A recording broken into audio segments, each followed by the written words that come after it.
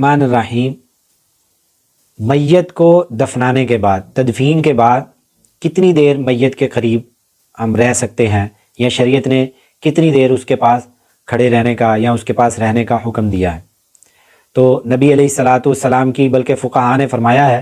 مستحب یہ ہے کہ تدفین سے فارغ ہو کر قبر کے پاس کم از کم اتنی دیر ٹھہرا جائے کہ جتنی دیر ایک اونٹ کو ذبح کر کر اس کے گوشت کو تقسیم نہ کیا جائے، اور اس دوران میت کے لیے منکر نکیر کے سوالات کے جواب میں ثابت قدم رہنے کے لیے دعا کی جائے۔ اور یہ کس صورت میں ہو سکتا ہے، آگے اس کے بارے میں نبی علیہ الصلاۃ والسلام نے اس کا بھی طریقہ بتایا۔ حضرت عثمان رضی اللہ تعالی عنہ سے روایت ہے کہ نبی اکرم صلی اللہ علیہ وسلم میت کی تدفین کے بعد کچھ دیر ٹھہرتے اور فرماتے اپنے بھائی کے لیے دعائے مغفرت کرو اور اللہ تعالیٰ سے اس کے لیے منکر نکیر کے سوالات کے جوابات کو آسانی کے ساتھ دینے کی دعا کریں، کیونکہ اب اس سے سوال کیا جائے گا۔ اور حضرت عبداللہ بن عمر رضی اللہ تعالیٰ عنہ سے روایت ہے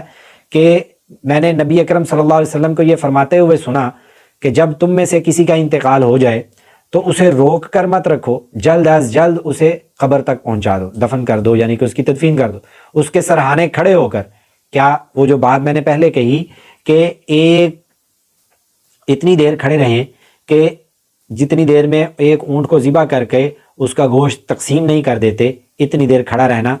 اس کا حکم دیا ہے۔ اب اس کے لیے کیا طریقہ کار بتایا کہ نبی اکرم صلی اللہ علیہ وسلم نے کہ بھئی حضرت عبداللہ بن عمر رضی اللہ تعالیٰ عنہ فرماتے ہیں کہ جلد از جلد اس کے سرہانے اس کو دفن کرو اور اس کے سرہانے کھڑے ہو کر، اگر تو سورۃ بقرہ پوری پڑھ سکتے ہیں تو ٹھیک ہے، وگرنہ اس کے سرہانے کھڑے ہو کر سورۃ بقرہ کی ابتدائی آیات یعنی کہ الف لام میم سے لے کر مفلحون تک پڑھ لے، یا پھر ایک پورا رکوع پڑھ لیا جائے،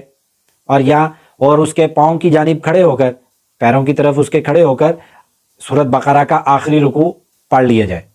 اس کے علاوہ حضرت عمر بن العاص رضی اللہ تعالیٰ عنہ نے موت کی حالت میں آخری وقت میں اپنے بیٹے سے فرمانے لگے جب میرا انتقال ہو جائے تو میرے جنازے کے ساتھ کوئی نوحہ کرنے والی نہ جائے، کوئی ماتم کرنے والی، کوئی چیخو پکار کرنے والی نہ جائے، اور نہ آگ کو لے کر جانا، اور جب تم لوگ مجھے دفن کر چکو تو مجھ پر تھوڑی تھوڑی مٹی ڈالنا، اس کے بعد میری قبر کے ارد گرد اتنی دیر ٹھہرو کہ اونٹ ذبح کر کے اس کا گوشت تقسیم کیا جا سکے، تاکہ تمہاری وجہ سے مجھے راحت ملتی رہے، انس حاصل ہوتا رہے، اور میں جان سکوں کہ میں اپنے پروردگار کے فرشتوں کو کیا جواب دے رہا ہوں۔ تو احادیث مبارکہ یہ مشکات شریف کی حدیث ہے۔ تو اللہ رب ذوالجلال سے دعا ہے کہ اللہ تعالی ہمیں اپنے مرحومین کو عین سنت کے مطابق ان کی تدفین کرنے کی توفیق عطا فرمائے، قرآن اور سنت کے مطابق اپنی زندگیوں کو گزارنے کی توفیق عطا فرمائے۔ آمین برحمتک یا ارحم الراحمین۔